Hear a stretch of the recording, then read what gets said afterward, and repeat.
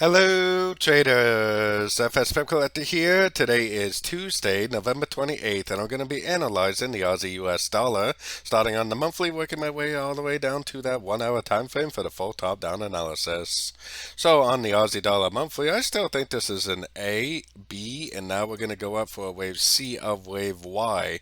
A wave Y should be a three-wave pattern, just like the wave W was three waves and the wave X was three waves. I believe this is a WXY pattern, and I believe it's going to go all the way up to this area to finish off this wave Y. So let's take it down to the weekly time frame, which is where you can actually start to see that this is a nice uptrend, which I think is an A. I think this is very clearly a WXY for most likely what I believe to be a wave B, and I think that we're in a 1, 2, 3, 4, 5 of wave Y. Just like what I was showing on the higher time frames, we should make an ABC of wave Y to complete this ABC of wave Y pattern. So taking it right down to the daily time frame. On the daily is where you can start to see the trend within a trend. I believe this is a 1. I believe this is a 2. I think we're in a wave 3.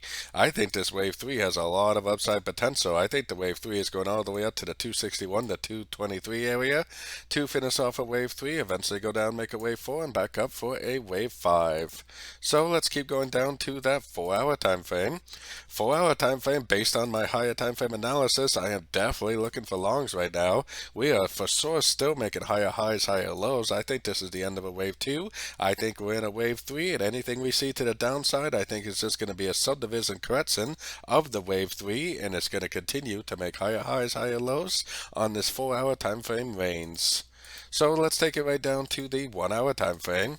1-hour time frame, I am for sure looking for longs, like I said. Now, if we get some sort of a very significant break of structure to the downside, that could change things, but I believe we're in a wave 3 right now. I believe we're in a wave 3 of wave 1, which means that I am for sure looking for longs. Based on the dollar analysis, it does kind of seem like it could possibly drift down, but I definitely wouldn't count on that, and I definitely wouldn't be trying to trade that. Instead, I would just be trying to get in at the end of every single pullback I see on, especially the shorter time frames, for the continuation of the uptrend.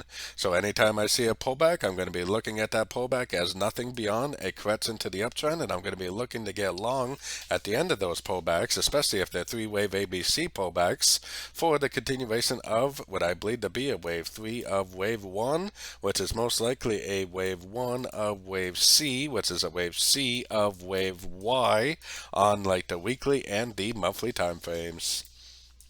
So don't forget to join my free Discord group. The link for that is on the screen and in the description. Thanks and happy trading.